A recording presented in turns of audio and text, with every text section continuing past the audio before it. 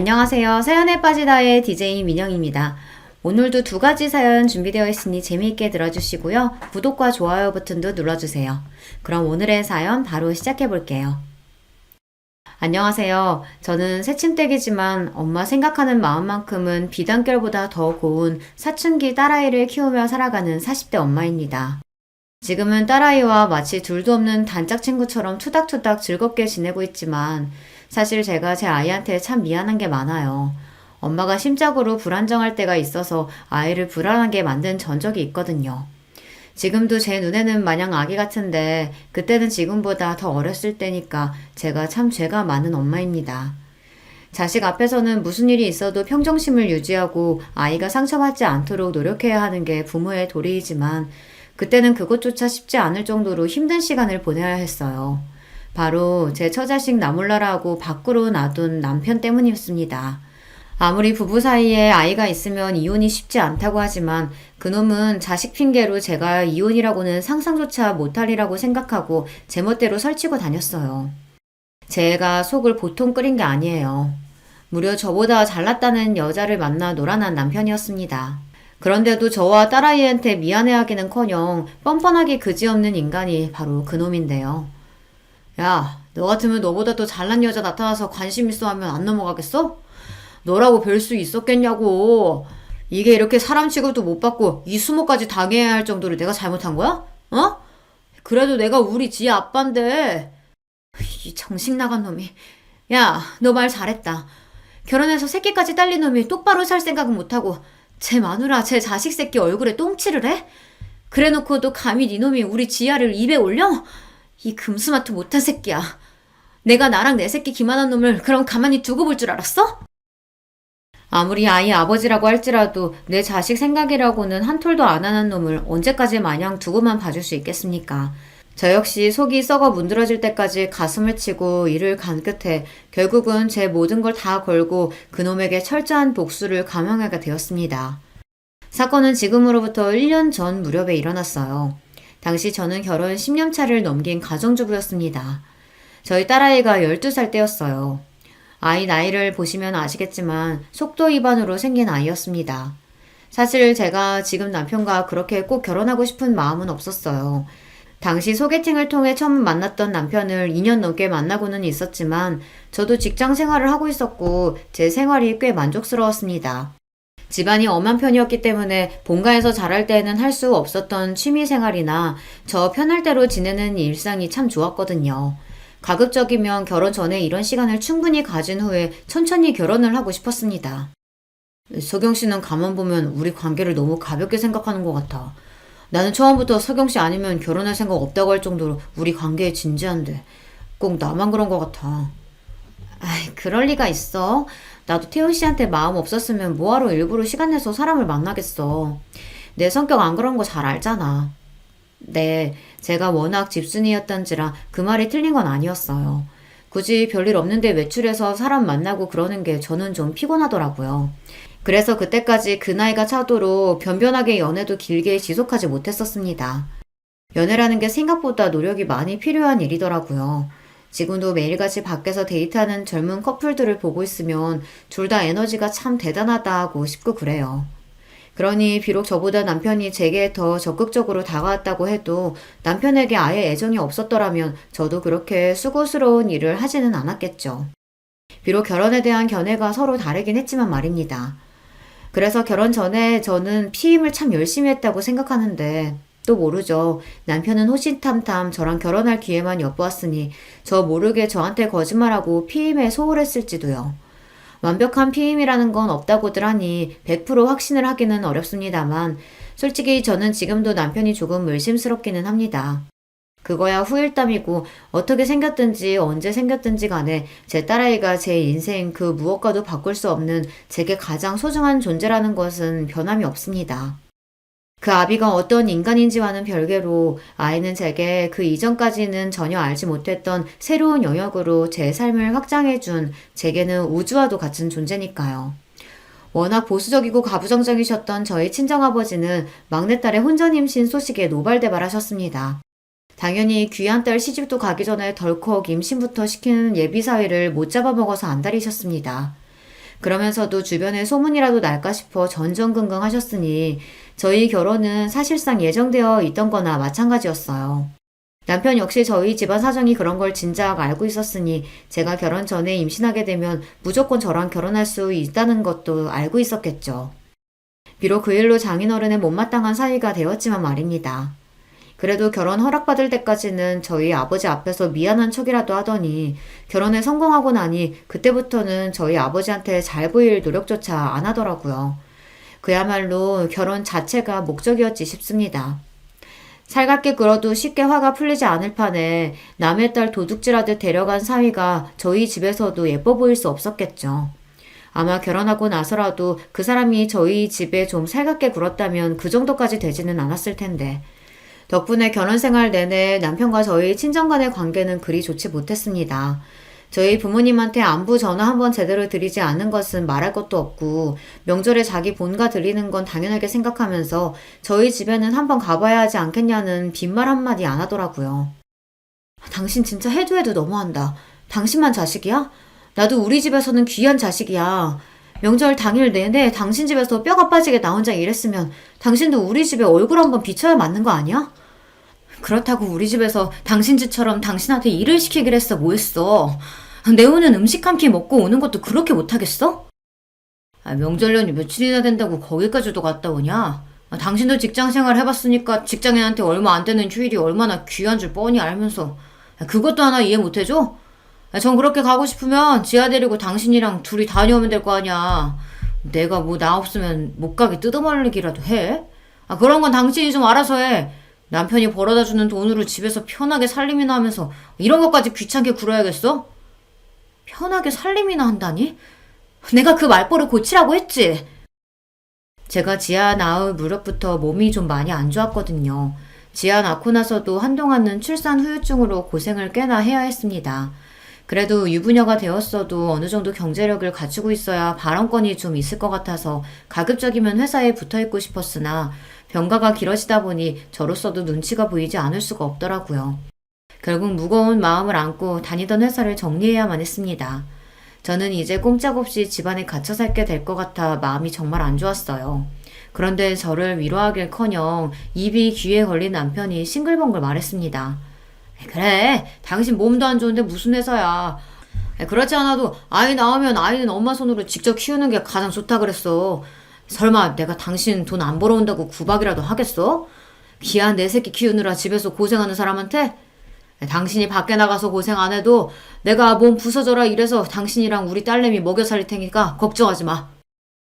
지금 생각해보면 그렇게 제 팔다리 다 자르고 나서 남편이 얼마나 신이 났을까 싶습니다.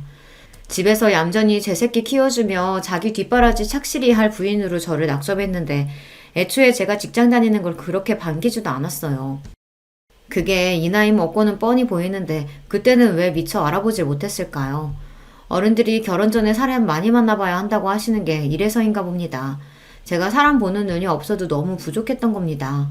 어쨌든 그렇게 전업주부가 되고 나자 제 한몸 부서지게 가족 부양하겠다는 다부진 다짐과는 달리 슬슬 남편 불평이 늘어만 갔습니다.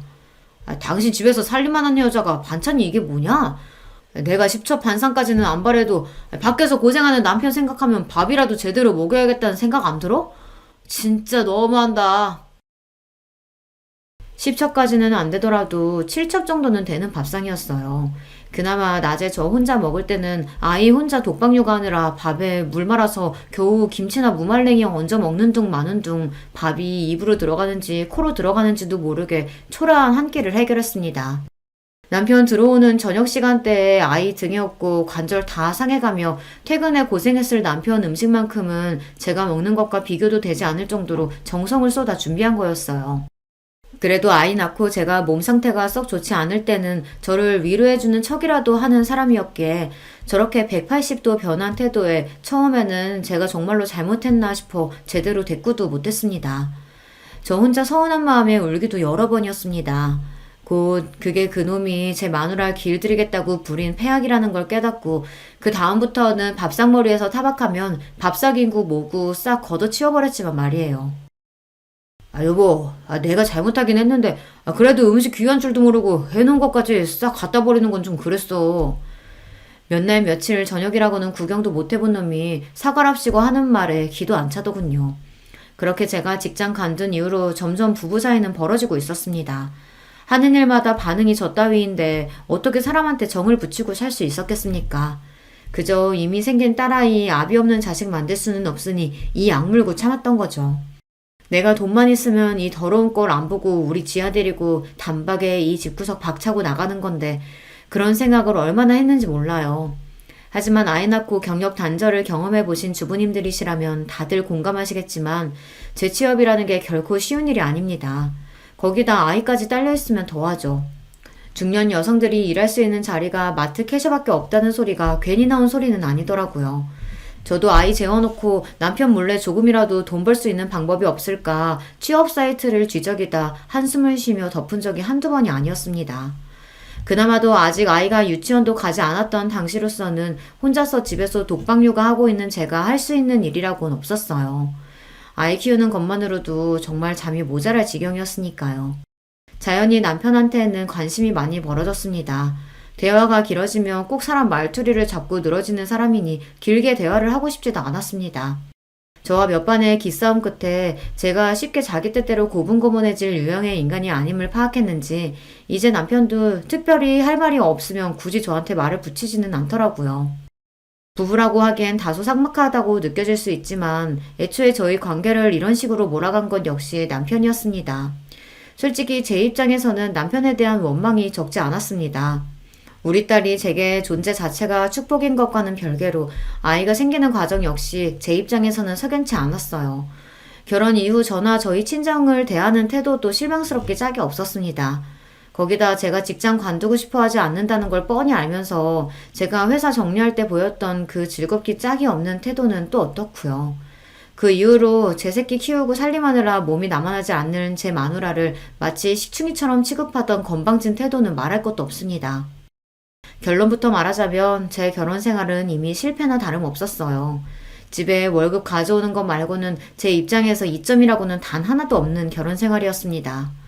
그나마 그것도 제가 결혼하지 않았더라면 제 한 몸 먹고 사는 데는 전혀 지장이 없었으니 그리 이점이라고 할 것도 못 되지만요. 그래도 어찌되었든 제 새끼 아빠이고 남편이 벌어오는 돈으로 우리 딸 먹이고 입히고 있으니 저도 제 할 도리는 최선을 다해서 임했습니다. 저희 친정아버지 어머니 앞에 얼굴 한번 제대로 비추지 않는 남편이었지만 저는 시댁 행사에 빠짐없이 참여해 몸이 부서져라 음식이며 살림이며 해냈어요. 반찬 투정하는 남편놈 딱 굶겨 죽였으면 싶었으나 매일 저녁 정성 들여 저녁 준비를 했습니다. 철마다 보양식 해다 바치는 것도 빼먹지 않았고요. 생각해보면 결혼 전에 남편이 왜 그렇게 저랑 결혼 못해서 안달이었는지 이해 못할 것도 아니에요. 그렇게 속을 부글부글 끓이면서도 결국은 아내의 할 도리를 다 해내는 저였습니다. 그런 제 성정을 진작에 알아차린 거였겠죠. 결혼만 하면 자식 알아서 키워주고 식사며 살림이며 완벽하게 되는 그런 안락한 가정을 가질 수 있는데 결혼 전 그 잠깐 제 앞에서 알람방귀 끼는 게 뭐 그렇게 어려웠겠습니까? 영업직이라서 퇴근이 이른 편도 아닌데 집에 와서 꼬박꼬박 저녁 받아 챙겨 먹는 걸 보면 그리 음식 타박을 해도 제 요리 솜씨를 썩 만족스러워 한다는 걸 알 수 있었어요. 주둥이로 나불나불 음식이 어떠니 어쩌고저쩌고 하는 것도 저 길 한번 들여보겠다는 개수작인 건 티가 나도 너무 났어요. 그 시간에 퇴근하면서 그놈이 먹은 게 아무것도 없었겠습니까? 맨날 하는 일이 접대인데 술을 처먹든 밥을 처먹기는 먹기야 했겠죠. 나날이 뒤룩뒤룩 튀어나오는 뱃살이 그 증거였어요. 심지어는 지 입맛에 맞는 반찬 해주면 도시락 싸달라는 얘기까지 했습니다. 회사에서 식대에 빤이 나오는데도 말이죠. 하여간 식탐까지 참 징그러운 인간이었어요. 남편이 하는 일은 의료기기 영업일이었어요. 사무실에 붙어있는 때는 출근 시간이 잠깐이 대부분이었고 주로 인근 병원을 돌며 의료기기 영업을 했습니다. 의료기기뿐만 아니라 의료 쪽 대부분이 영업일이 꽤 만만치 않다는 건 들어서 알고 있었어요. 그만큼 병원 상대로 접대도 많은 편이었죠. 거나하게 술에 취해 밤늦게 들어오는 남편을 보는 일은 흔한 일이었습니다. 다른 사이좋은 집 가정이었으면 그런 남편이 걱정스러울 수도 있었겠으나 술이면 환장을 하는 남편이었어요. 다른 영업직 사원들은 원치도 않는 술 마시는 걸 그렇게 괴로워한다고들 하던데 이 인간은 회사에서 책정한 접대비로 공짜 술 실컷 마실 수 있으니 돈 굳었다며 주책스럽게 좋은 티를 감추지를 못했습니다. 그런 놈 뭐 예쁘다고 걱정씩이나 해주겠어요. 그저 꿀물 한 잔 타다 주며 제 할 일 다 했다 했죠. 그렇게 씻지도 않고 널브러진 남편 옷을 여느 때처럼 정리하기 시작했습니다. 정리라고는 도통 할 줄 모르는 인간답게 항상 재킷 주머니는 접대 영수증부터 온갖 잡동사니와 자잘한 쓰레기가 가득했습니다. 그런데 그날은 이상하게 영수증 하나가 유독 눈에 들어오더라고요. 호텔 객실 결제 영수증이었습니다. 술집이나 식당은 물론이거니와 시시때때로 들어가는 각종 선물들로 별의별 영수증이 다 튀어나오고는 했지만 호텔 영수증은 또 처음이었어요. 대번에 드는 생각이 이 인간이 나가서 여자라도 만나나 하는 거였죠. 저한테 그리 살가운 사람도 아니니 그런 생각이 드는 게 당연하지 않겠어요. 하지만 곧 남편의 동료 직원 와이프가 들려줬던 이야기가 생각났습니다. 한 번은 그 사람 옷에서 숙박명소 영수증이 나와서 제가 집안에 뒤집은 적이 있었어요. 남자 옷에서 그런 게 나오는데 아내 입장에서 눈이 뒤집히는 게 정상 아니겠어요? 근데 알고 보니까 접대하는 의사놈이 자기 내연녀랑 호텔 가는데 카드 긁어달라고 하더래요. 어차피 네 돈 아니고 니네 회사에서 접대비 명목으로 나오는 돈 아니냐면서. 내가 그 소리 듣고 진짜 기가 차서 거짓말하는 줄 알았어.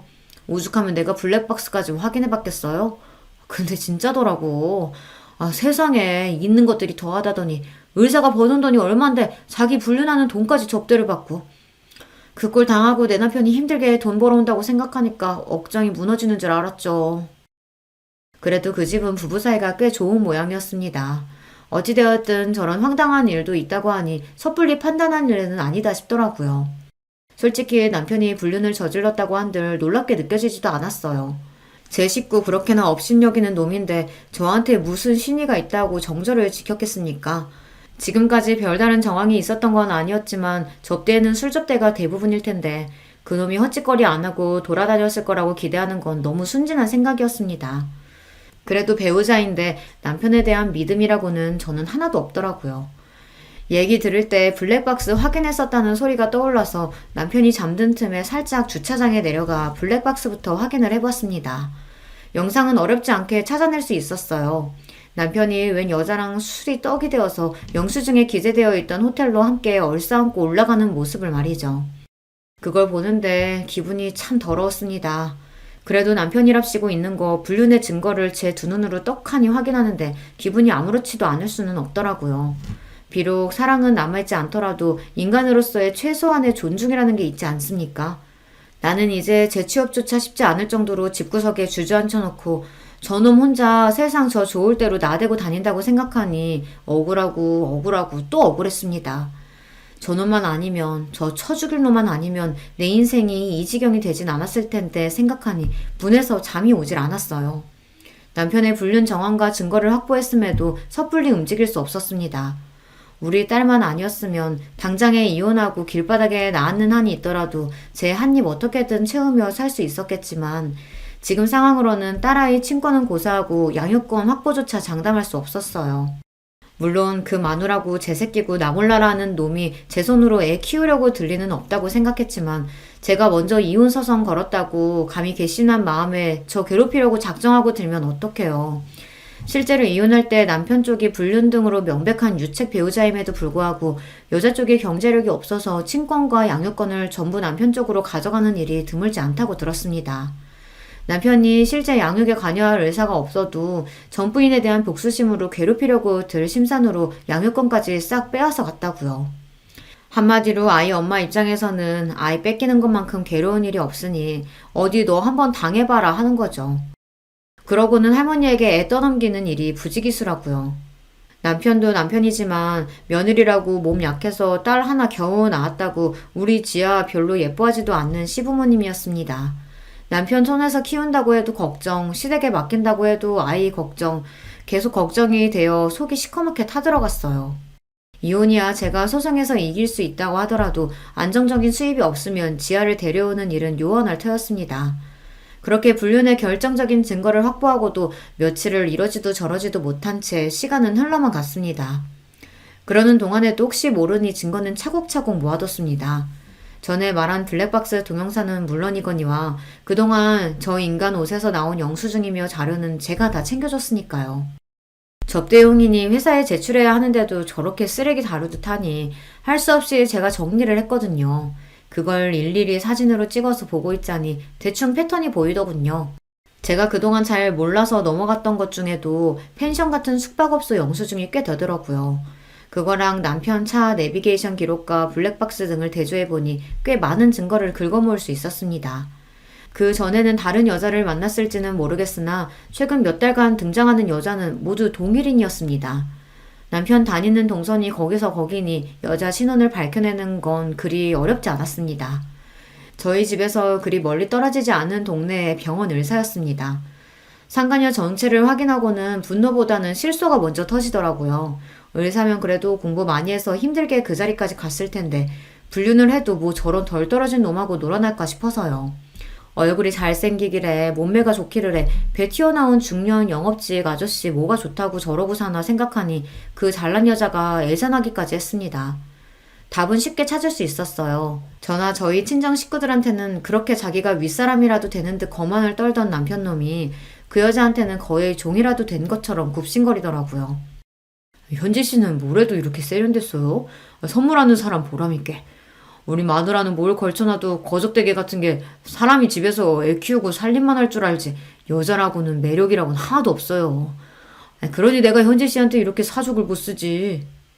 상간녀 앞에서 제 마누라 깎아내리며 좋다고 낄낄대는 눈꼴을 보니 당장에 찢어 죽이고 싶었습니다. 저라고 남자로서 매력이라고는 코털만큼도 없는 저 같은 놈하고 살고 싶어서 같이 사는 줄 알아요. 우리 지아 아니었으면 진작 버렸을 놈이 감히 상간녀라는 여자 앞에서 저를 여자로서 전혀 가치도 없다는 식으로 이야기하자 수치심에 몸이 덜덜 떨렸습니다. 그 이후로도 갖은 더러운 음담패설을 주고받으며 꼴값을 떨고 있는 연놈들을 보고 있자니 구역질이 나서 참을 수가 없었습니다. 저는 결국 참지 못하고 새벽에 기어들어와 자빠져 있는 놈에게 물을 한 바가지 퍼다 물벼락을 내렸습니다. 이게 뭐야? 당신 미쳤어? 미치긴 네 놈이 미쳤지. 이 더러운 불륜놈 새끼야. 제가 소리를 빽 지르자 생각지도 못했던 일격에 놈 얼굴이 싹 굳어버렸습니다. 그러고는 벌떡 일어나 제 양 어깨를 우악스럽게 틀어지고 흔들어댔어요. 야, 너 그거 어떻게 알았어? 어? 이거 놔. 안 놔? 놔, 이 새끼야! 그렇게 한참을 실랑이하다 서로 씩씩대며 노려보는 대치 상태가 되었습니다. 당장 네 더러운 짓거리 블랙박스 영상으로 다 확인했다 쏘아붙이려다 그래도 상황이 어찌 될지 모르니 아직 까발릴 일은 아니라고 생각했습니다. 그렇게 사방팔방 세상 무서운 줄 모르고 설치고 돌아다니는데 네 놈 아는 사람 하나 못 볼 줄 알았냐? 내가 없어도 아주 유부녀랑 붙여먹을 생각에 눈가에 베는 게 없었나 봐. 어? 너 현지씨 신상까지 털었어? 와, 너 진짜 무섭다. 이런 뻔뻔한 놈이, 그게 불륜한 놈이 할 소리야? 네가 이렇게 독한 여자니까 내가 밖으로 놔둘 수밖에 없는 거야. 이미 얘기 들었다니까 더 숨길 것도 없고. 야, 너 같으면 그런 여자가 관심 있었는데 그냥 있겠냐? 집에서 후줄근한 여자만 보다가 그 잘난 여자가 만나보자는데 싫다고 하겠냐고. 거기다 무려 의사인데 내가 이때 아니면 언제 또 의사를 만나보겠냐? 너보다 능력 좋지, 얼굴 예쁘지, 길 가는 남자 갖고 물어봐라. 열이면 열 다 너보다 우리 현지씨를 택하지. 야, 너 말 다 했어?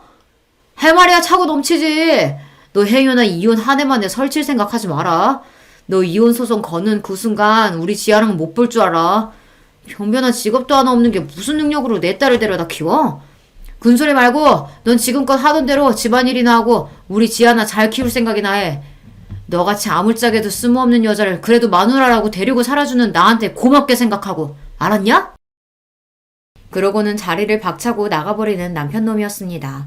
저는 머리채를 잡아도 시원찮을 판에 지아 얘기가 나오자마자 말문이 막혀서 시원하게 대꾸 한번 못해준 게 억울해서 그 자리에 주저앉아 세상이 떠나가도록 엉엉 울기 시작했습니다. 그 소리에 자다 깬 지아가 후다닥 안방으로 건너왔어요. 엄마 왜 그래? 지아야.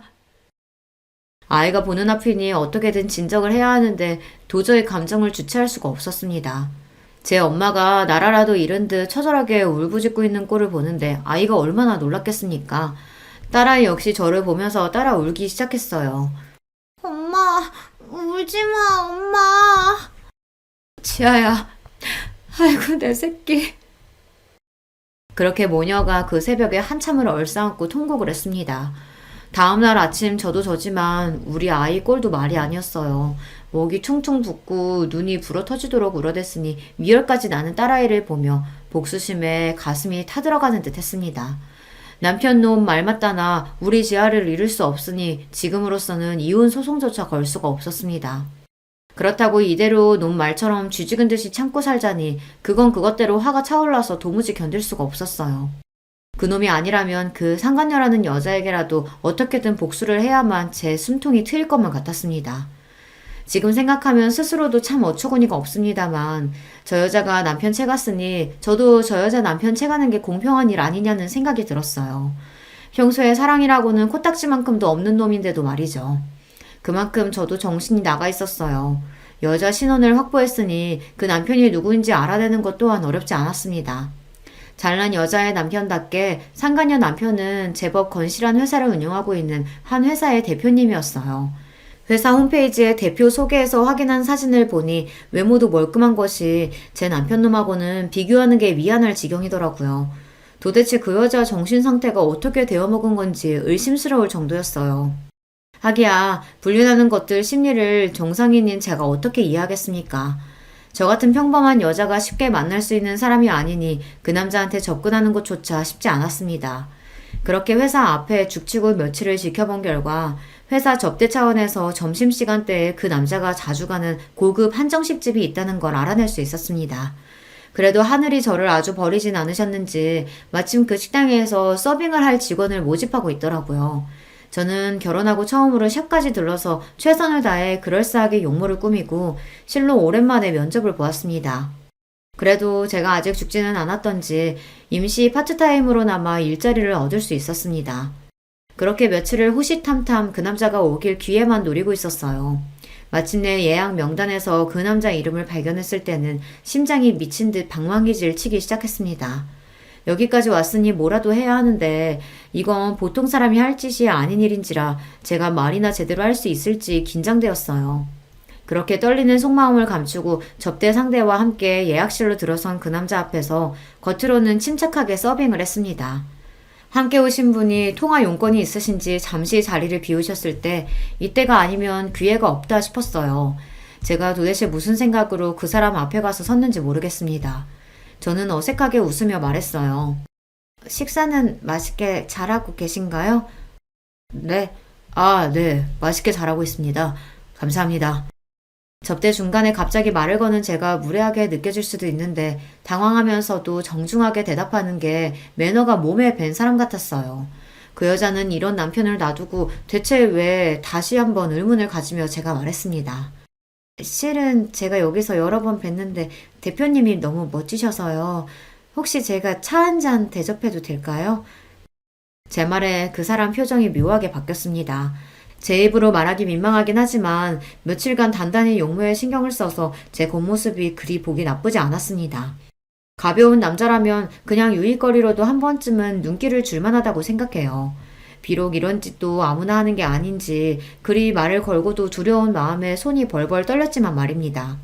하지만 그 사람 반응은 단호했어요. 혹시 모르시고 하신 말씀인지 몰라 말씀드리자면 저 유부남입니다. 아들도 둘이나 있고요. 지금 그 말씀은 못 들은 걸로 할게요. 잠깐만. 저도 모르게 당황해서 물컵을 실수로 쳐서 넘어뜨렸습니다. 제 손이 벌벌 떨리는 걸 그 사람도 분명 보았을 거예요. 분명한 거절 의사에 저도 모르게 안도하는 마음이 들었다는 걸 깨닫자 순간 저 스스로가 너무 한심해서 수치심을 견디기가 어려웠어요. 뒷말을 잇지 못하고 제가 눈물만 뚝뚝 떨구자 갑작스러운 상황에 그분도 당황스러워 보였어요. 간신히 눈물을 추스르고 기어들어가는 목소리로 제가 말했습니다. 정말 죄송합니다. 제가 이러려고 그런 건 아니었는데 김현지 씨 남편분 되시죠? 제가 꼭 드려야 할 말씀이 있어서 실례를 무릅쓰고 들어왔어요. 정말 죄송합니다. 죄송합니다. 그분도 얼마나 황당했겠습니까?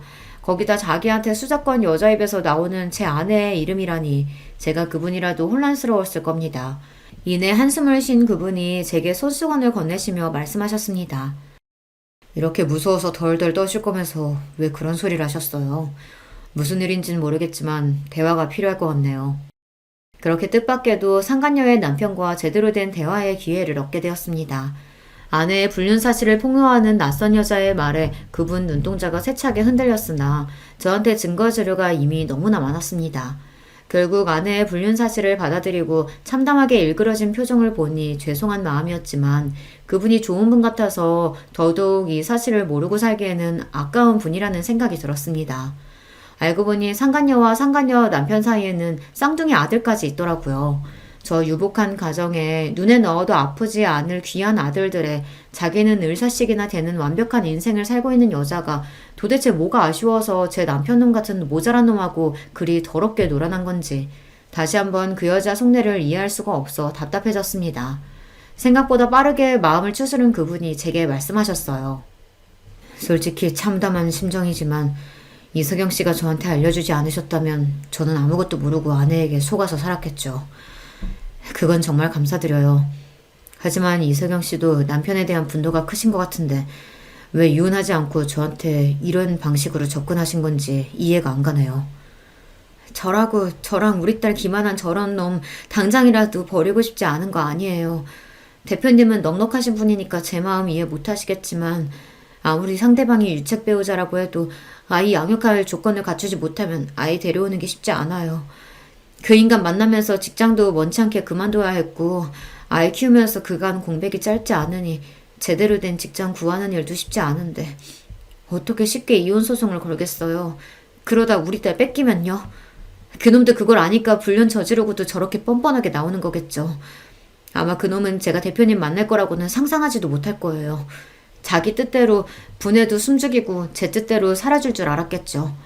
하지만 이렇게라도 하지 않으면 도저히 견딜 수가 없어서 대표님께는 정말로 죄송합니다.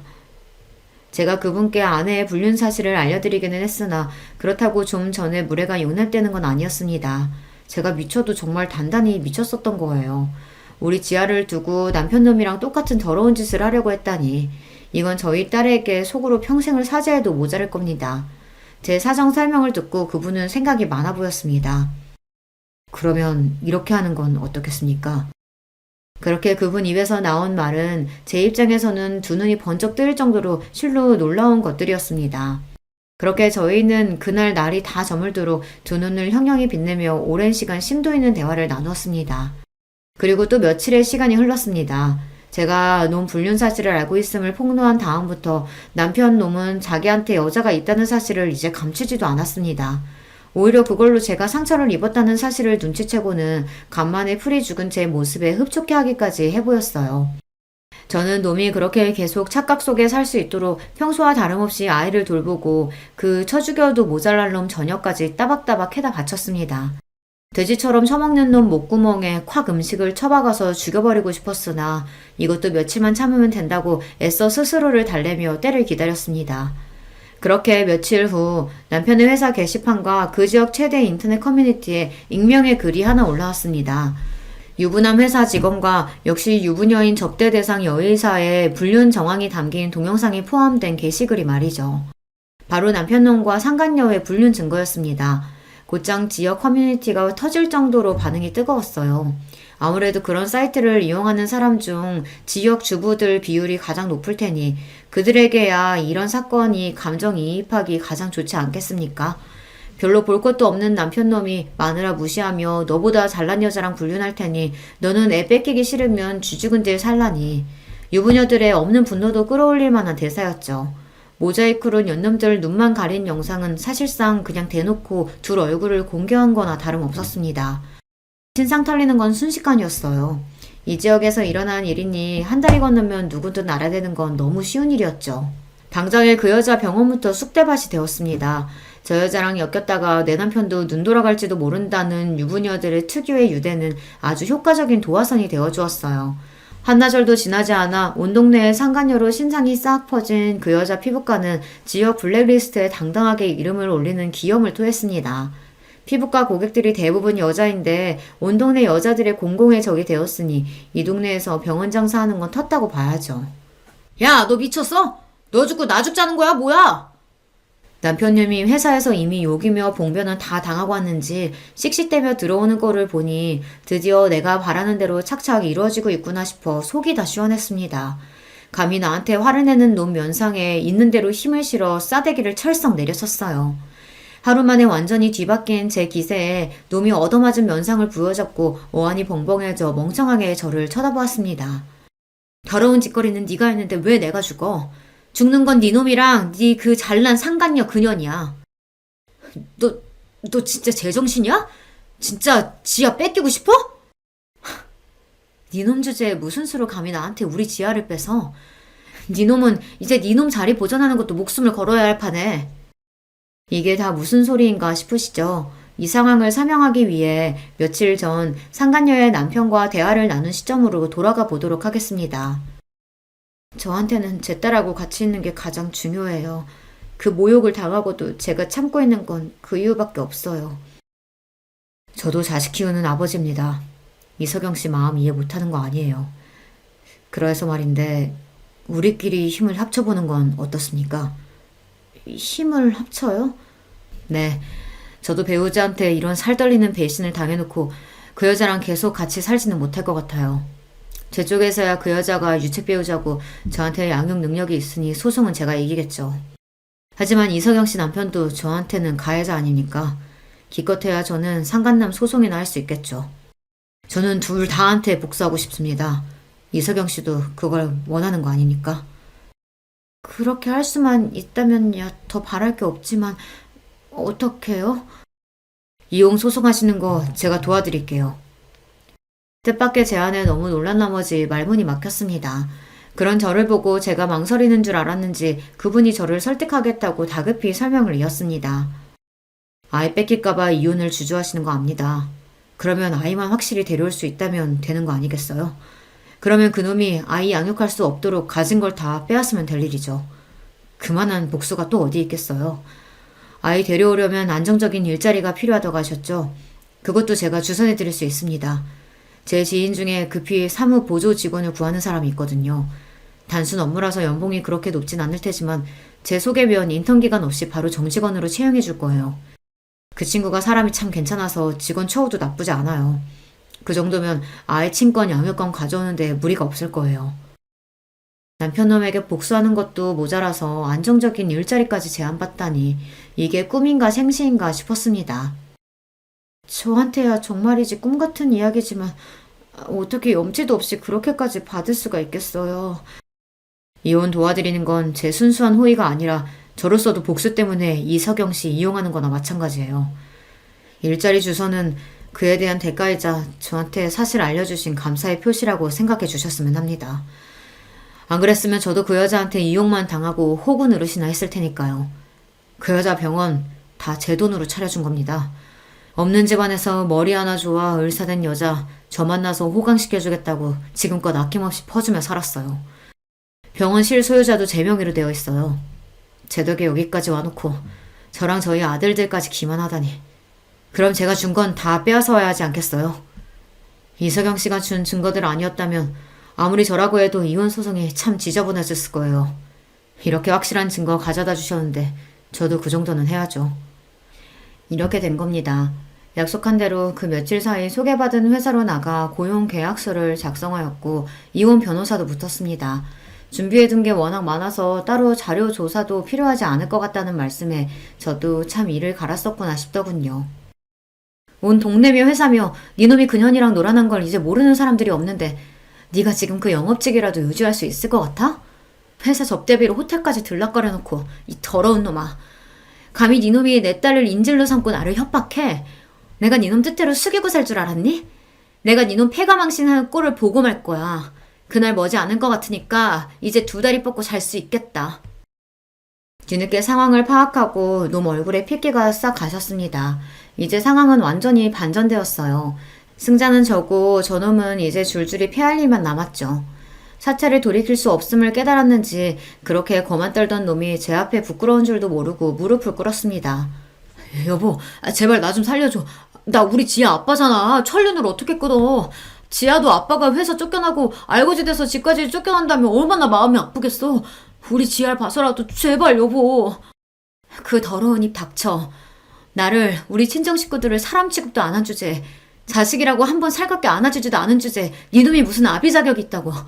너 같은 쓰레기 같은 놈은 우리 지하 옆에서 꺼져주는 게 마지막 아비로서 할 도리야.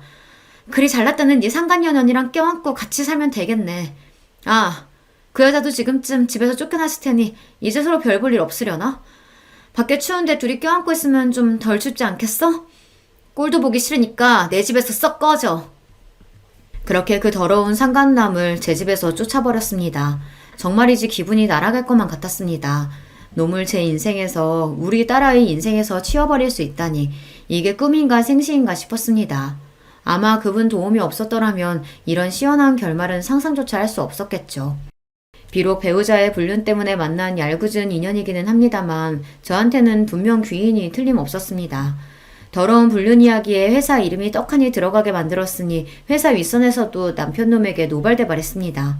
가서 계약 따오라고 쥐어준 회사 돈으로 제 불륜 노름하는 데 쓴 것도 모자라 호텔비까지 댔으니 명백한 횡령이기도 했죠. 남편이 해고되기까지는 긴 시간이 걸리지 않았습니다. 어디 해고뿐이겠어요. 회사 이름에 먹칠한 것도 모자라 횡령까지, 회사에서 놈에게 소송까지 들어갔더라고요. 무려 사측에서 개인에게 건 소송인데 놈 주제에 당해낼 지간이 있겠어요. 결국 거액의 배상금까지 물게 되었는데 그놈이 무슨 재간으로 그걸 갚아나갈지는 궁금하지도 않네요. 이혼 소송은 볼 것도 없이 저의 대승으로 끝났습니다. 불륜에 자녀 양육권을 두고 협박까지, 죄질이 너무 안 좋아 그런지 재판부에서도 이례적으로 많은 위자료를 책정해 주었습니다. 덕분에 지금 저희가 사는 집은 완전히 제 명의가 되었어요. 우리 딸 친권 양육권도 당연히 저한테 왔죠. 놈에게 양육비가 책정되기는 했으나 놈 주제에 그거 보낼 능력이 있을까 모르겠네요. 양육비 안 보내면 저도 애 얼굴 보여주지 않을 좋을 구실이 될 테니 뭐 아쉽지는 않습니다. 상견녀 집안 역시 쑥대밭이 되었습니다. 잘난 아들 부족한 집에 장가 보낸 것도 아쉬웠는데 그 며느리라는 여자가 불륜까지 해서 아들을 기만했으니 그 시댁도 가만히 있지 않더라고요. 상간녀 남편이 소송으로 아이들 친권 양육권을 빼앗고 병원 빼앗은 것과는 별개로 지역사회에서 힘 좀 쓰신다는 시댁 어른들 서슬퍼른 기세에 상간녀는 다른 병원에 페이닥터로조차 들어가지 못하고 단칸방에 틀어박혀 바깥 외출도 못하고 지낸다고 합니다. 잘난 남편의 빵빵한 시댁에 좋은 직업까지, 세상 모든 일이 제 뜻대로만 될 줄 알았을 그 여자니 실패가 더욱 쓰게 느껴질 터였습니다. 그러게 왜 굴러들어온 복을 걷어찹니까? 저 같으면 감사합니다 하고 성실하고 행복하게 살았을 텐데. 역시 공부머리랑 사람 지혜는 참 다른 영역인가 봐요. 상간녀 남편으로부터는 일이 다 끝나고 나서 감사 인사를 받았습니다. 아이 선물까지 잔뜩 보내셔서 손사래를 쳤으나 끝까지 저한테는 참 좋은 분이셨어요. 우리 아이들 그런 여자 밑에서 자라지 않게 할 수 있게 한 것만으로도 이석영 씨한테 평생 갚지 못할 빚을 진 거나 다름없습니다. 부디 거절하지 마시고 따님한테 잘 전달해 주세요. 앞으로 따님과 두 분이서 잘 지내시길 바랄게요. 그 이후로 그분과 따로 연락하고 지내지는 않습니다. 고마운 인연이긴 하지만 사실 서로 껄끄러운 관계이기도 하죠. 마음으로나마 저 역시 그분과 그 아드님들이 부디 잘 지내시기를 진심으로 바라고 있어요. 소개해주신 일자리는 생각보다 훨씬 괜찮았어요. 말씀하신 대로 직원 처우가 굉장히 좋아 일에 적응하기도 수월했습니다. 정시 퇴근하고 집에 돌아오면 학원 마치고 돌아온 아이와 둘이 좋아하는 음식을 번갈아 함께 만들어 먹으며 즐거운 저녁 시간을 보내곤 합니다. 그놈이랑 같이 살 때에는 저 좋은 음식만 찾는 통에 저희 좋은 건 늘 따로 숨어가며 먹곤 했거든요. 그 식충이 없으니 집안이 이리도 평화롭네요. 저희는 이렇게 살고 있습니다. 집안 분위기 어둡게 만드는 제 와비가 없으니 한층 밝아진 아이 덕분에 웃을 일이 끊이질 않아요. 여러분들도 소중한 사람들과 웃고 사는 하루 되시길 바라며 이만 제 이야기를 마치겠습니다. 들어주셔서 감사합니다. 안녕하세요. 저는 30대 초반 여성입니다. 오늘 제 이야기를 여러분들에게 좀 들려드릴까 합니다. 사실 아무에게도 말하지 않고 그냥 혼자 끙끙 앓기도 했었는데 그런 게 무슨 소용인가 싶어요. 뭐 지금은 큰일은 다 해결되기도 했고요. 제 입으로 이런 말 하기 좀 그렇지만 저는 성격이 진짜 좋아요. 이건 제 주장은 아니고 제 주변 사람들이 입이 닳도록 저에게 하는 칭찬입니다. 제가 생각해도 저는 잘 참기도 하고 딱히 누군가와 싸우는 것도 좋아하지 않는 평화주의자거든요. 좋은 게 좋은 거라는 생각을 늘 가지고 살기 때문에 남과 부딪힐 일을 딱히 만들지 않아요. 혹시 누가 와서 부딪히려고 해도 제가 피하는 타입입니다. 그래서 남들이 볼 땐 정말 무던하고 잘 참고 또 성격이 좋은 걸로 보이죠.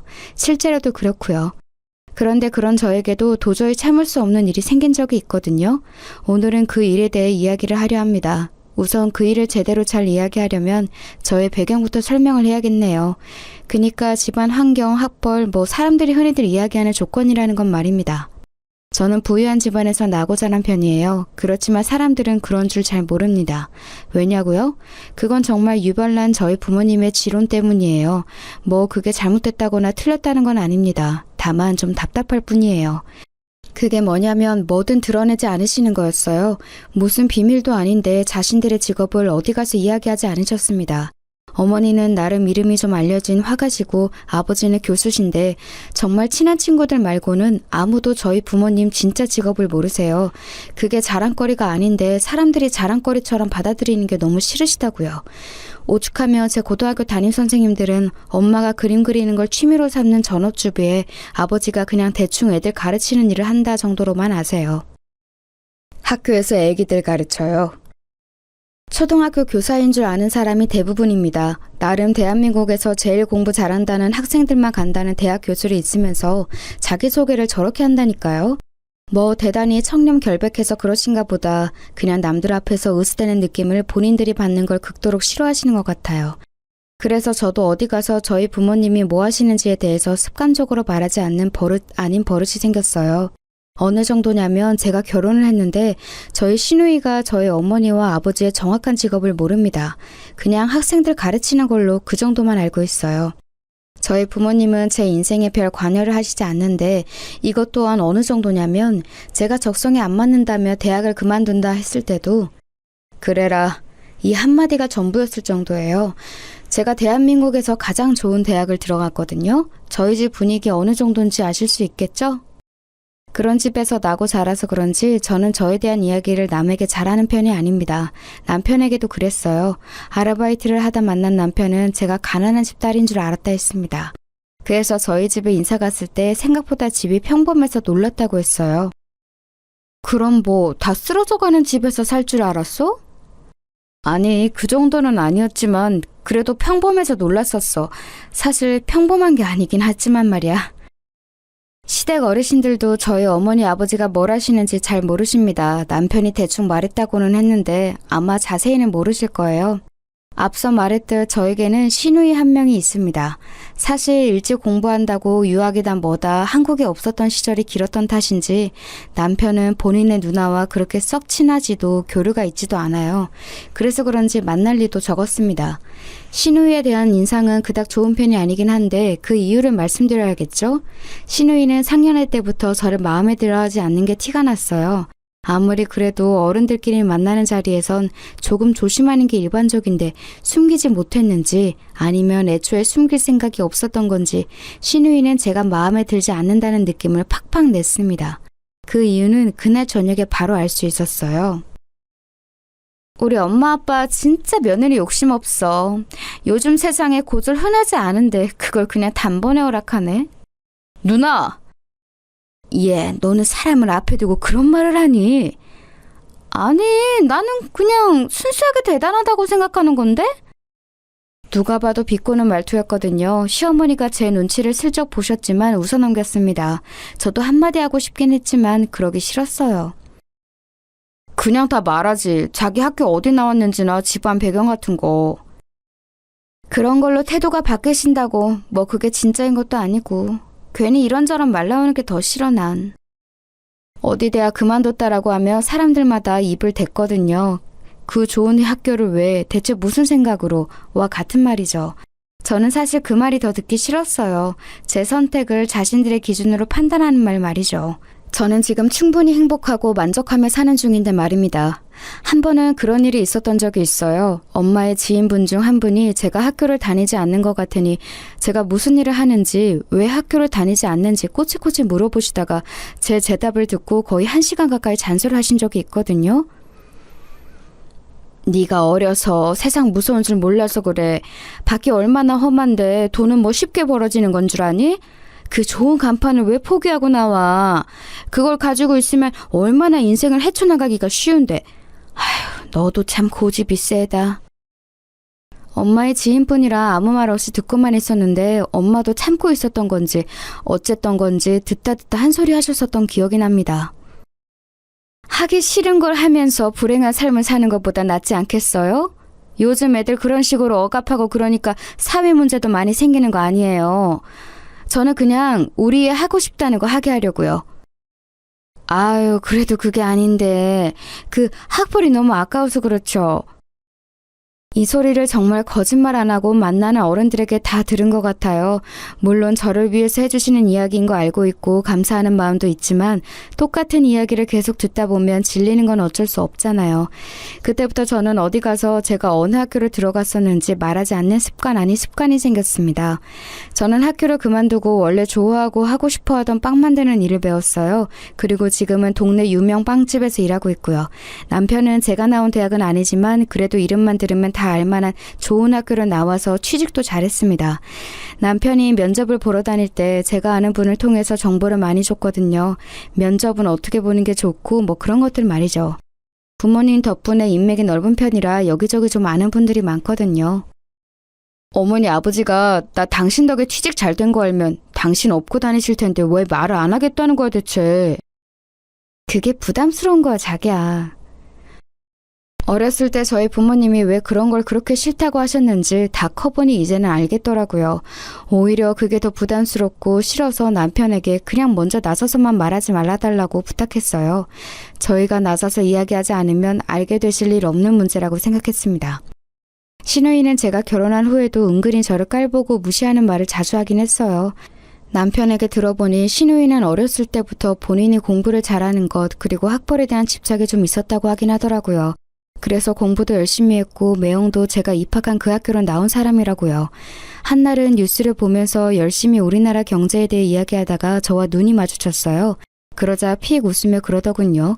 누가 봐도 저를 깔보는 느낌이 묻어있는 말투와 표정이었어요. 아, 올케는 이런 어려운 이야기 못 알아듣나? 기본적으로 자기보다 못하다고, 그러니까 특히 학벌이 낮다고 생각하는 사람에 대한 무시와 우월감이 상당한 사람이었습니다. 뭐 그러려니 했어요. 그래봐야 자주 만나는 사람도 아닌데다가 저는 성격이 무던한 편이라 그런 이야기를 들어도 막 화가 나진 않거든요. 애초에 사실이 아니기도 하고요. 신우이가 나온 대학보다 제가 입학한 학교가 더 좋은 학교였거든요. 그렇게 뭐 기분은 나쁘지만 큰일은 없는 상태로 나름 잘 지냈습니다. 기본적으로 남편과 저는 사이가 좋은 편이었던지라 딱히 영향을 받지 않기로 했고 말이죠. 그러던 어느 날이었어요. 남편이 이러더군요. 아마 그냥 지나가는 이야기로 한 것 같았습니다. 누나가 교수 임용을 준비하나 봐. 박사학위 때문에 논문을 쓰고 있다는 이야기는 들었었는데 교수를 준비한다는 소식에 어느 학교인지를 물었습니다. 근데 뜻밖의 저희 아버지가 몸담고 계시는 학교였더라고요. 지금은 안식년이시라 2년째 쉬고 계시긴 했지만요. 그래서 아마 더 짐작도 못하시긴 했을 거예요. 저희 아버지가 유명한 교수님이라는 사실을 말입니다. 저희 아버지는 학계에선 나름 유명한 분이세요. 항상 늘 틀어박혀서 논문만 쓰고 공부만 하시기 때문에 아버지 수업을 듣는 학생들이나 동료 교수들 말고는 아버지 얼굴을 아는 사람은 많지 않지만 아버지 이름은 아는 사람이 많습니다. 신우이가 교수를 준비한다길래 들어보니 그 학교 학장님이랑 저랑 아는 사이더라고요. 아버지와 친하신 분이었어요. 모르면 몰랐지 알게 됐으니 그냥 넘어가기 좀 그렇긴 하더라고요. 내가 한마디 해줄까? 우리 신우이 누구라고? 뭐하러, 장인어른 그런 거 싫어하시잖아. 그래도 잘 되면 좋으니까. 자기 진짜 속도 좋다. 우리 누나한테 그런 소리를 듣고도 막 도와주고 싶어? 자기 누나니까 그렇지. 남편은 괜찮다고 하지 말라고 했지만 사실 준비를 한다는데 제가 아는 모르는 바닥도 아니고 알면서 모른 척하기가 좀 그렇더라고요. 그래서 친정을 간 날 아버지에게 슬쩍 말하긴 했어요. 신우이가 문학장님 계신 학교에 교수 임용 준비한대. 내 이야기 했어? 모른다며. 지금도 몰라. 말한 적 없어. 뭐 굳이 가족된 사람들한테까지 숨겨. 그렇게까지는 안 해도 돼. 딱히 숨긴다기보다 귀찮은 일 많아지는 게 싫은 거지. 엄마 아빠 누구다 하며 부탁 들어오는 게 한두 개인 줄 알아? 그랬더니 아버지가 허허거리며 미안하다고 하시더군요. 그리고 얼마 뒤에 전화가 왔어요. 문학장님께 딸내미 신우이가 거기 교수 지원한다고 했더니 이름 물어봐서 말해줬다고. 본의 아니게 백을 쓴 것 같았지만 뭐 실력이 아예 안 되는 사람은 아니었거든요, 신우이가. 그래서 그냥 좀 도와줬다고만 생각했어요. 뭘 바란 것도 아니었고요, 사실. 그리고 얼마 뒤 교수 임명이 확정되었다고 시댁에서 전화가 왔습니다. 그래서 가족들끼리 다 같이 밥을 먹기로 했다고요. 가서 말해. 자기가 도와줬다고. 뭐하러 그런 소리를 해. 그러자고 한 것도 아니고 나는 진짜 말 한마디 보탠 건데. 그리고 이렇게 한번 해줬다 그러면 다른 부탁도 여기저기서 들어오는 거 진짜 귀찮아. 나는 완전 생색내고 싶을 것 같은데 자기네 진짜 신기하단 말이야. 저는 정말 순수하게 생색낼 생각 없이 신우이를 축하만 해주러 나간 자리였습니다. 그런데 그 자리에서 일이 터졌어요. 요즘은 이혼이 흠도 아니잖아. 갑자기 뜬금없이 대화의 주제를 이혼으로 돌리더라고요. 저는 갑자기 그러기에 요즘 신우네 부부 사이가 좋지 않나 하는 생각만 하고 있었습니다. 그런데 그 화살은 저희를 향한 거였더라고요. 너희 애도 없잖아. 그거 지금 우리한테 하는 소리야? 너 이번에 승진 누락됐다며? 사실 얼마 전에 남편이 승진 시험을 봤는데 잘 봤다고 잘 될 것 같다는 이야기를 한 것과 달리 발표에는 남편 이름이 없었거든요. 그래서 그냥 자기보다 시험을 잘 본 사람이 있나 보다 했는데 그게 아니었던 겁니다. 실은 남편의 승진이 누락되는 과정에서 윗선의 개입이 있었고 남편 대신 승진한 사람의 부인이 그 윗선의 누군가의 부인과 동문이라는 이야기가 회사 내에 파다하게 소문이 돌았다더라고요.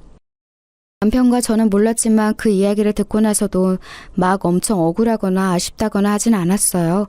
워낙 낙관적인 성격들이라 다음에 또 기회가 있겠지 하고 넘겼었습니다. 그런데 신우이가 그 이야기를 어디서 듣고 왔는지 알고 있더라고요. 남편이 약간 짜증난다는 말투로 신우이를 보면서 말을 이어갔습니다. 그게 무슨 상관이 돼 대체? 요즘같이 인맥이 다인 시대에 물론 나는 인맥 없이 실력으로 된 거지만 그래도 대부분은 인맥이나 학벌이 다잖아. 그래서? 네가 부인을 잘 만났어 봐. 이번 승진도 네가 됐겠지. 네가 훨씬 평판도 좋고 시험도 잘 봤다며? 그게 그거랑 무슨 상관인데? 내가 승진 하나 하겠다고 와이프랑 이혼이라도 해야 한다는 거야? 단순히 네 승진 문제가 아니잖아? 앞으로 주구장창 네 앞길을 막을 텐데. 내가 무슨 대단한 일을 한다고 부인이 학력이 좋지 않다는 이유 하나만으로 이혼을 해? 누나 지금 제정신이야? 저는 진짜 어이가 없어서 가만히 쳐다보고만 있었거든요. 시댁 어르신들이 말려보려 했지만 이미 이성을 잃은 듯 신우이는 입에서 나오는 말을 생각 없이 그냥 뱉고 있었어요. 교수 임명되자마자 여기저기서 가족들은 뭐하냐 물어보는데 내가 쪽팔려서 올케가 뭐하는 사람인지도 말을 못하잖아. 교수인 사람이 올케가 고졸이라고 하면 사람들이 뭐라고 생각하겠어? 그러니까 결국 누나가 쪽팔리니까 나보고 이혼을 하라는 거네. 나 생각해주는 척 하더니? 너한테도 그게 좋으니까 하는 말 아니야. 솔직히 저런 생각을 가지고 있는 사람인 거 모르는 바도 아니었고 딱히 별 생각도 없었지만 저렇게 노골적으로 이혼을 하라는 둥 하니까 화가 나긴 하더라고요. 아니 사실 많이 화가 났습니다. 본인이 어떻게 그 자리에 갔는지도 모르고 저렇게 오버하는 게 가짱기도 했고요. 아무리 그래도 저희 일을 이렇게까지 이혼을 하란 말을 하시면서 간섭하는 건 지나친 거 아니세요? 너 같은 애가 우리 집에 시집 온 게 지나친 거지. 우리 집에 대체 뭐가 대단하다고 이러는데? 적어도 쟤보단 나은 올케가 줄을 섰을 거다. 너는 어쩜 보는 눈도 없고 야망도 없고 어떻게든 남자애가 그렇니? 진짜 더 이상은 참을 수 없더라고요. 그래서 그냥 말하기로 했습니다. 저 대학 중퇴했거든요. 적성에 안 맞아서. 못 간 게 아니라 제 선택으로 그냥 졸업을 안 한 거예요. 그렇게 말했더니 콧방귀를 끼더라고요. 뭐? 어디 지방대? 아님 전문대? 매형이랑 같은 대학. 그 말에 일순간 식사 자리가 조용해졌습니다. 그리고 이내 믿을 수 없다는 얼굴로 신우이가 저를 바라봤어요. 그게 말이 돼? 그 좋은 대학을 자기가 스스로 그만둔다는 게? 거짓말 아니야? 뭐 원하시면 입학 증명서도 떼어다 보여드릴 수 있어요. 이걸 왜 이렇게까지 해야 하는지 모르겠지만. 그 좋은 대학을 그만두는 멍청이가 어딨어? 그런 말 듣기 싫어서 어디 가서 제가 대학 이야기 안 하는 거예요. 저는 그냥 꿈을 위해서 그만둔 건데 멍청하다는 둥 배가 불렀다는 둥 하는 소리를 하는 사람이 많아서. 신우이가 의심스러운 눈으로 저를 한참 보더니 그래도 지기 싫은 듯 말을 이어갔습니다. 그래도 고졸인 건 변함없잖아? 그게 대체 뭐가 그렇게 중요한 건데? 살아가면서 학벌이 얼마나 중요한 건데. 나만 해도 봐봐. 열심히 가방끈 길게 만들어 놓으니까 이렇게 기회도 오는 거잖아. 그게 누나 힘으로 된 건 줄 알아? 그럼 누구 힘으로 된 건데? 내가 노력해서 내가. 저희 아버지 성함이 강한국이세요. 갑자기 올케 아버지 성함이 왜 나와? 강한국? 네, 강한국 교수. 뭐? 형님이 이번에 붙으신 그 학교 문학장님이 저희 아버지 절친이세요. 제가 형님 그 학교 원서 쓰신다길래 아빠한테 말씀드렸고요. 문학장님이랑 통화도 하셨어요. 저는 그래도 가족이라고 형님이 저 안 입고 와 하셔도 도움이 되고 싶어서 이야기도 잘하고 다녔는데 이러시니까 진짜 그게 다 무슨 소용인가 싶네요. 정말 조용해졌습니다. 대학 교단에서 일하겠다는 사람이 저희 아버지 성함을 모를 리 없었을 테니까요. 유명하신 분이야? 시어머니가 조용히 물으시더라고요. 남편이 진짜 유명하신 분이라고 조용히 옆에서 설명해주는 소리가 들렸습니다. 그런 배경을 왜 숨겨? 신우이가 그럼에도 불구하고 믿을 수 없다는 얼굴로 저를 바라보며 멍하게 묻더라고요. 아버지가 누구다, 어머니가 누구다 이러면 워낙 이것저것 부탁해오는 사람도 많고 또 한순간에 태도가 바뀌는 사람도 많고 피곤한 일이 많이 생기니까 어렸을 때부터 어머니 아버지가 누군지 자세히 말 안 하는 버릇이 있어서요. 그리고 아버지가 학생들 가르친다는 말은 했잖아요. 강한국 교수님이 그냥 학생 가르치는 교수냐고! 제가 그걸 왜 하나하나 설명하고 다녀야 하는데요? 신우이는 충격을 받아 더 이상 할 말이 없어 보이는 듯 했고 이미 밥도 다 먹은 뒤여서 자리는 거기서 파하게 됐어요. 집으로 돌아오는 길에 한숨이 정말 많이 나왔습니다. 딱히 비밀은 아니었지만 이런 식으로 밝히고 싶지는 않았는데 말이죠. 홧김에 어쩔 수 없었어. 아니야, 잘했어. 뭐 그럴 수밖에 없는 상황이었잖아. 집으로 돌아오는 길에 남편이 멋대로 말한 것 같다고 미안하다 사과하더라고요. 언젠가 알게 될 일이긴 했으니까 괜찮다 생각했습니다. 그리고 며칠 뒤 신우이에게서 전화가 왔어요. 엄청나게 망설이는 말투였습니다. 저기, 올케. 네, 말씀하세요. 문학장님이 올케 이야기하면서 언제 한번 밥이나 같이 먹자 하시는데 괜찮아? 일정만 미리 말씀해 주시면 시간 빼볼게요. 그 전에 형님.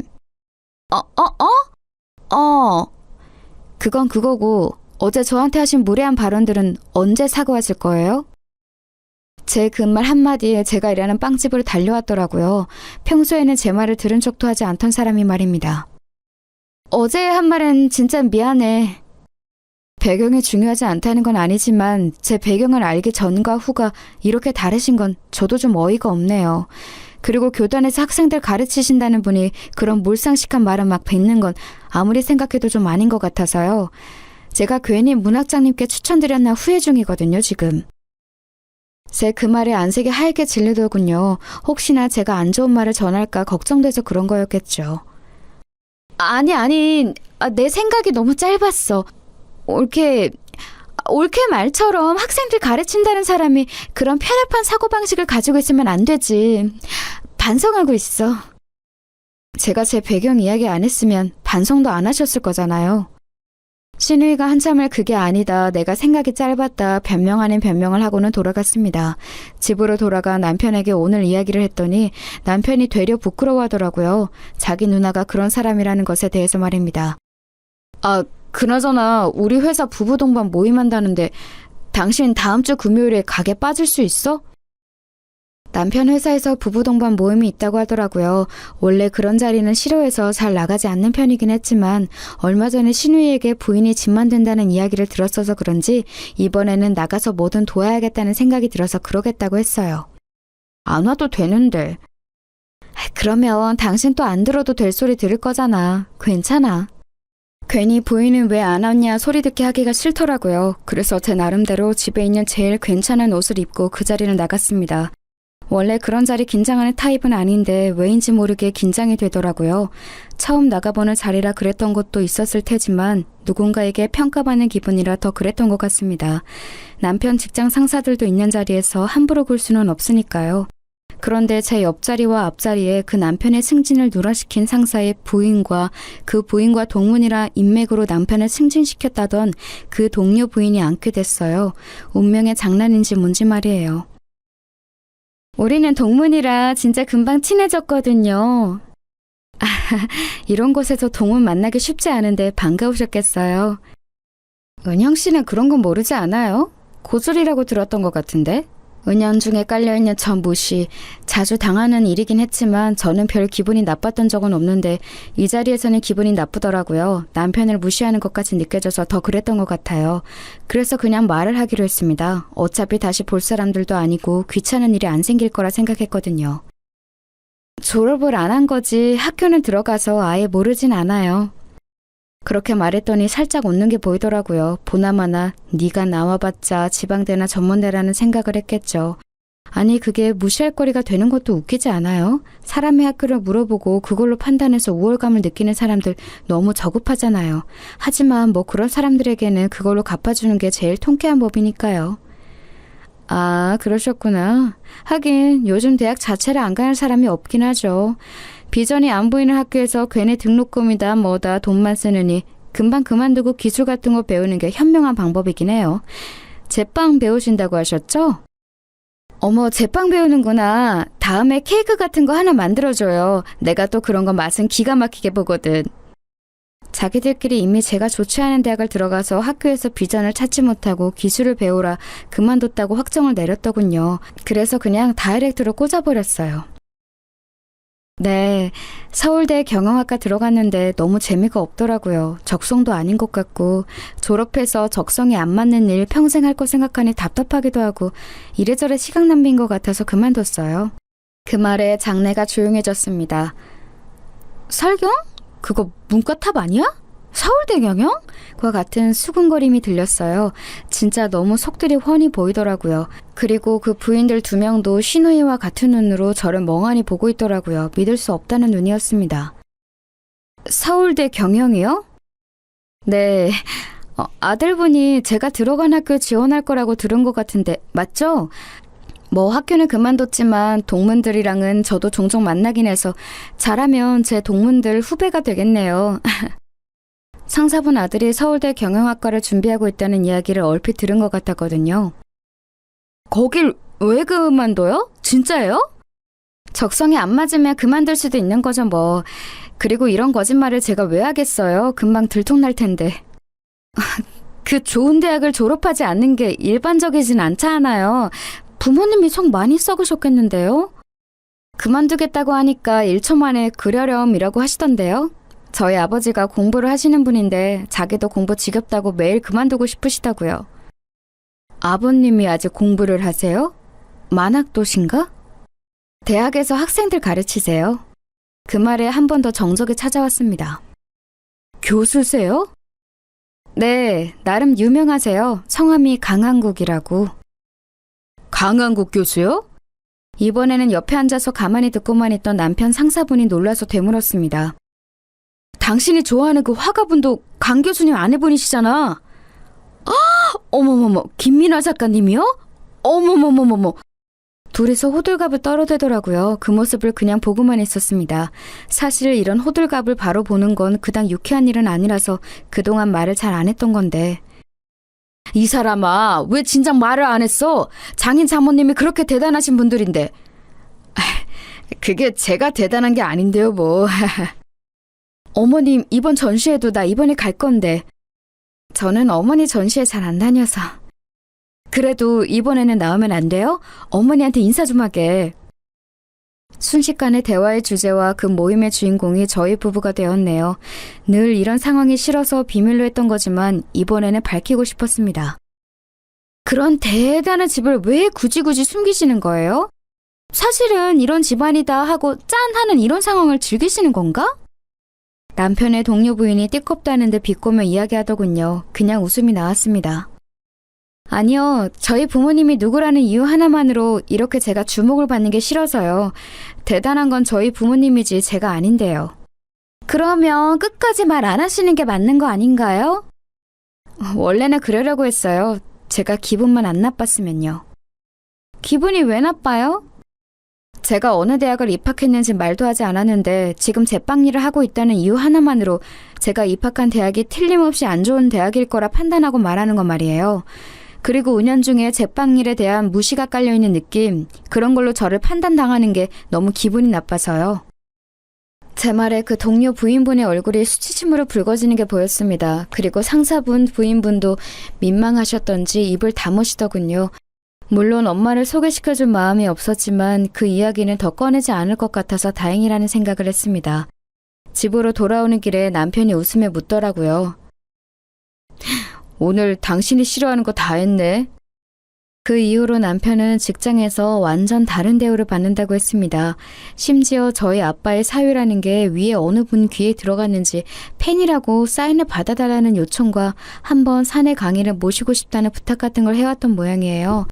남편이 왜 제가 어디 가서 부모님 이야기를 안 하는지 너무 알겠다고 공감해지더라고요. 아버지는 흔쾌히 남편의 회사에 강연을 나가기로 하셨어요. 그냥 그런 말도 들었다더라 라고만 말했지 해달라고 부탁은 하지 않았거든요. 그런데 요즘은 강의를 쉰 지 너무 오래되었고 학생들 아닌 사람들 앞에서 강의도 한번 해보고 싶으셨다고 말이죠. 그렇게 아버지가 남편 회사에 강의를 다녀오고 나서 남편은 회사에서 높으신 분들에게 돌아가면서 감사 인사를 받았다고 하더라고요. 그 이야기를 전해 들으셨는지 시댁에서도 고맙다는 전화를 받았습니다.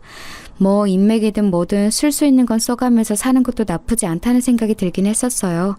그리고 얼마 뒤에 시누이가 말한 식사 자리가 있었어요. 아버지 지인인 학장님과 시누이 그리고 저 이렇게 세 사람이 말입니다. 아이고 은영아 이게 얼마만이냐 잘 지냈어? 저야 뭐 늘 좋죠. 아저씨도 건강하시죠? 그럼 아버지는 잘 지내시지? 두 분 자주 안 보세요? 나 보면 일하는 것 같다고 안 만나줘. 안식년을 제대로 만끽 중이잖아 그 사람. 하하호호거리며 이야기를 나누고 있는데 신우가 누가 봐도 끼고 싶어하는 얼굴로 저를 보고 있길래 말을 걸었습니다. 아 저희 형님이랑은 이미 인사도 다 하고 그랬지. 그럼 옳게 이야기도 많이 했어. 칭찬을 엄청 하시던데? 은영이가 좀 싹싹하고 착해야지. 내가 은영이 어렸을 때부터 은영이가 하는 말은 다 잘 들었어. 은영이가 하는 말은 다 맞았거든. 자네 그 신뢰를 높이 산 거야. 그럼요. 제가 옳게 복이 있네요. 아니 뭐 솔직히 웃기긴 했어요. 그렇게 고졸이네 뭐네 하면서 무시할 때는 언제고 이제 옳게 복이라니요. 물론 속으로 웃고 말았지만 말입니다. 식사 자리는 별 문제 없이 잘 마무리가 됐어요. 식사를 마치고 나오는 길에 신우이가 그러더군요. 고마워 옳게. 아니에요. 뭐 진심으로 고마워하는 얼굴이라기보다 해야 해서 하는 인사 같았지만 말입니다. 본인도 민망하긴 했겠죠. 그렇게 무시하던 옳게 되고 이렇게 보고 있으니 말입니다. 그렇게 또 얼마간의 시간이 흘렀어요. 아버지께 건너듣기로는 신우이는 강의도 곧잘하고 평판도 나쁘지 않은 것 같았습니다. 안에서 새는 바가지에 밖에서도 셀까봐 걱정을 많이 했는데 다행히 그렇지는 않은가 보더라고요. 사실 말실수 같은 걸 하면 어쩌나 걱정을 많이 했거든요. 그리고 섣불리 제 시누이라고 말했나 하는 후회도 하긴 했었고요. 그런데 이 걱정은 아니나 다를까 금방 현실이 되고 말았습니다. 왜 슬픈 예감은 언제나 들어맞는 걸까요? 사건의 발단은 이랬어요. 학교에서 저소득층 가정을 대상으로 학생들을 지원해주는 프로그램이 있는데 그 심사를 시누이가 했나 보더라고요. 그래서 자기 강의를 듣는 학생 중에 누가 어떤 환경인지를 좀 알게 되었던 모양입니다. 어떤 주제를 두고 학생과 논쟁을 하던 와중에 그 학생에게 엄청난 말실수를 한 것 같더라고요. 학생은 이 전공을 왜 듣는 건가? 그게 무슨 말씀이세요? 듣고 싶으니까 듣죠? 학생 집안 형편이 듣고 싶다고 듣고 이런 형편이 아닐 텐데? 취직에 도움이 되는 학점 이수가 더 중요한 거 아닌가? 졸업하면 바로 취직을 해야지. 제 귀를 의심했습니다. 그런 생각을 한 것도 정말이지 이해할 수 없었지만 저는 제 시누이의 성품을 익히 알고 있으니까 그건 그렇다 치더라도 교수직이나 되는 사람이 학생들이 다 있는 자리에서 그런 저급한 말을 하다니요. 진짜 상상도 할 수 없는 일이 일어난 거였어요. 그 말을 들은 당사자는 물론이거니와 그 강의를 듣는 모든 학생들이 순간 벙쪘다고 하더군요. 자기가 지금 무슨 말을 들었나 싶어서 말입니다. 학교는 그야말로 발칵 뒤집어졌습니다. 학교 게시판에 들이 올라오고 청원이 올라오고 대자보가 붙었어요. 요즘 같은 세상에 학생의 형편이나 집안 환경으로 자신의 우월감을 뽐내는 사람이 교수라니, 그것도 다른 학생들이 모두 듣는 강의에서 그런 발언을 한 신우이의 몰상식함에 모두가 경악을 금치 못했습니다. 지금 이 말을 하고 있는 저도 계속 어이가 없는데 다른 사람들은 물론 더하겠죠. 신우이의 진짜 모습을 모르는 사람들 말이에요. 아저씨, 제가 정말 죄송합니다. 네가 잘못한 일은 아니지 않니? 하지만 나는 네가 걱정이구나, 은영아. 아저씨는 제가 그런 사람이 있는 집에 시집을 간 걸 걱정하고 있는 것 같았습니다. 그건 어머니, 아버지도 마찬가지였어요. 저희 부모님도 그 발언을 듣고 정말 경악을 금치 못하셨거든요. 어차피 1년에 몇 번 만나지도 않아요. 저희 집에서 유별난 사람이니까 걱정 마세요. 다들 좋으신 분들이에요. 걱정하는 부모님께 제가 어디 참고 살 사람이냐고 신우이만 그런 거다라고 몇 번을 말했는지 몰라요. 아무튼 그렇게 여기저기 전화를 받으며 저도 하기 싫은 이야기들을 해야 할 때쯤 신우이가 찾아왔습니다. 연락도 없이 말이죠. 그리고서는 저에게 우는 소리를 하기 시작했습니다. 뭐 예상을 하지 못한 바는 아니었어요. 올케, 진짜 한 번만 더 기회를 달라고 말 좀 전해줘.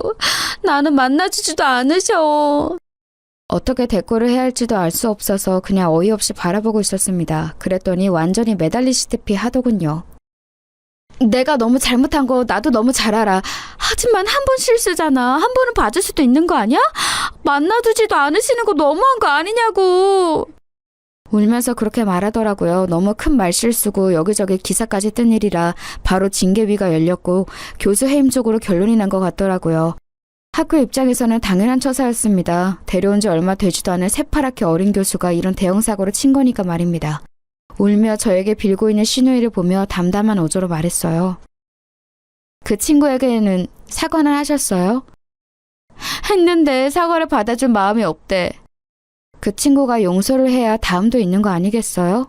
상처를 받은 당사자가 용서를 못하겠다는데 뭐 어떡해요? 그랬더니 신우가 본인 성격을 이기지 못하고 또 막말을 시작하더군요. 없이 산 애들은 이게 문제야. 그놈의 자격지심. 누가 그냥 한 말을 확대 해석해서 자기를 향한 공격으로 여기고 일을 키우고 문제 삼고 그런 건 말이야. 그냥 쿨하게 넘길 수도 있는 거잖아? 그게 안 돼, 없이 산 애들은. 저는 태어나서 형님처럼 교양 없고 생각 없이 말을 뱉는 사람은 처음 보거든요. 제 말에 신우이가 방금 무슨 소리를 들었나 한참 저를 바라보더군요. 뭐? 생각한 대로 다 뱉는다고 그게 말이 아니죠. 형님은 남을 상처 주는 말을 아무렇지 않게 하면서 자기 좀 안 좋은 소리 들었다고 이렇게 역정을 내시는데, 그 친구는 자기가 잘못하지도 않은 일로 그렇게 모욕적인 말을 들은 거니까요. 당연히 용서가 안 되는 거 아니겠어요? 그래서 내가 잘못했다고 했잖아. 잘못했다고 하면 아, 네, 그러시군요 하고 무조건 용서를 해야 하나요? 아직 용서를 못하겠어도? 형님은 그게 문제예요. 자기 일에는 파르르거리면서 조그만 일에도 크게 화를 내면서 자기가 한 몰상식하고 개념 없는 말에 남이 정당하게 화를 내는 건 이렇게 못 견뎌 하시니, 제가 추천하면서도 괜한 사람 추천하나 싶었었는데 그 후회를 이렇게 빨리 다시 하게 만들어 주시다니 그것도 참 대단하시고요. 그래서 지금 학장님께 내 이야기를 해줄 수 없다는 말이야? 네. 제 그 말에 신우의 얼굴을 험악해지기 시작하더군요. 그래도 그치지 않고 말을 이어갔습니다. 학장님이 별 문제 삼지 않는다고 해도 제가 찾아가서 형님은 그 자리에 맞는 인재가 아니라고 제가 한 말은 물러야 할 판국에 뭐라고요? 저보고 다시 전화해서 형님 부탁을 해달라고요? 그러고 싶지도 않지만 그래서도 안 되죠. 내가 앞으로 안 그러겠다고 반성한다고 했잖아. 이를 악물고 말하더군요. 웃음이 나왔습니다. 지금 형님의 태도는 반성하려는 사람의 태도도 아니거니와 그렇다고 해도 잘못에 대한 대가는 치르셔야죠. 저는 형님을 소개시켜준 걸로 이미 신뢰를 잃었어요. 저한테도 사과하셔야 해요. 제가 절대로 안 해줄 거라는 걸 알았는지 벌떡 일어나더군요. 그리고는 다시 그 전에 저를 무시하고 막대하던 신우의 모습으로 돌변해 있었습니다. 역시 짐작대로였어요. 너같이 하등 쓸모없는 게 옳게라고 봐줬더니 지 집안이 좀 괜찮다고 신우의 말을 이렇게 무시를 해? 말은 바로 하세요. 이 모든 걸 다 차버린 건 형님이에요. 제가 아니라. 저를 노려보며 한참을 씩씩거리더니 돌아가더군요. 그리고 시어머니에게 가서 말을 전했는지 시어머니도 저에게 전화가 왔습니다. 자기 불리한 건 쏙 빼놓고 별 큰 잘못도 아닌데 유난을 떨었다는 식으로 이야기했더라고요. 그래서 모든 사건의 정황을 정말 토시 하나 빠뜨리지 않고 상세하게 이야기했어요. 그랬더니 오히려 나 부끄럽다며 사돈 어르신들에게 미안하다고 전해달라시더군요. 남편도 전화해서 한 소리 한 모양이었습니다. 그리고 시어머니와 시아버지도 마찬가지였고요. 시누이는 한동안 저에게 연락도 하지 않고 명절에는 제가 없는 날을 피해서 왔어요. 그러고 다시 교수를 준비한다는 이야기를 들었지만 얼마 뒤엔 다 그만뒀다는 이야기를 들었습니다. 당연하죠. 이미 소문이 날 대로 다 난 사람을 어느 학교에서 데려가겠어요. 그것도 그런 사건으로 말입니다. 학교는 금방 조용해졌다고 들었어요. 해당 사건을 일으킨 교수가 해임당하고 학교 측에서 학생에게 사과를 하면서 여론도 좋게 정리가 된 것 같더라고요. 혹시나 학교에 누가 됐으면 어쩌나 싶어서 밤에 잠도 설쳤는데 다행인 일이었죠 뭐. 시누이는 집에서 살림을 하고 있습니다. 그렇게 집에서 살림하는 여자들을 무시했거든요. 여자도 자기 개발을 해야 하네 어쩌네 하면서 말입니다. 제가 그 일도 너무 중요한 일이고 누군가는 해야 하는 일인데 무시를 하지 말라 하면 저 같은 애나 그런 생각을 하는 거라고 말이죠. 그런데 지금 그러고 있다는 게 너무 웃겼어요. 네 누나는 아직 정신 차리려면 멀었다. 어느 날 갔더니 남편에게 그렇게 말하더군요. 마트에서 어머님이랑 장을 보는 와중에 직원이랑 시비가 붙었는데 거기에서도 마트에서 일이나 하는 주제라고 했다가 어머니에게 뒤통수를 한 대 맞았대요. 그 나이에 말입니다. 다행히 마트 직원분이 큰 문제 삼지 않는 바람에 일이 커지지는 않았지만 어머니가 엄청 크게 화를 내신 모양이더라고요. 그 이후로 어머님이랑 있을 때는 말을 조심한다고 들었습니다. 뭐 다른 곳에서는 어쩌고 있는지는 몰라도 말이죠. 그런 생각을 해서도 안 되지만 그런 생각을 한다고 하더라도 사람이 말을 할 때는 정말 조심해야 한다는 걸 시누이를 보면서 많이 느꼈습니다. 그리고 저급한 말을 하면 한순간에 그 사람에 대한 신뢰도가 뭐건 다 떨어진다는 사실도 말이죠. 저희 시누이에 대한 이야기는 여기서 마무리할 것 같네요. 요즘은 딱히 얼굴 볼 일도 없어서 더 할 이야기도 없긴 하니까요. 아, 저희 남편 회사 일도 그 뒷이야기가 궁금하신 분들이 계시겠죠? 어머니가 전시회에 갔다가 남편 회사 상사분이 부인이라는 분과 마주쳤어요.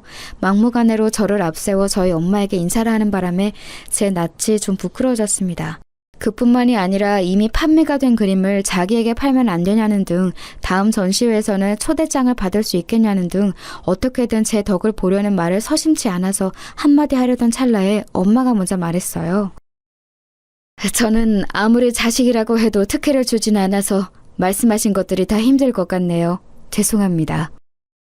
그렇게 정중하게 거절하는데 뭐 어쩌겠어요. 입만 쩍 다시고 물러나야죠. 뭐 세상엔 정말 몰상식한 사람이 많은 것 같아요. 그쵸?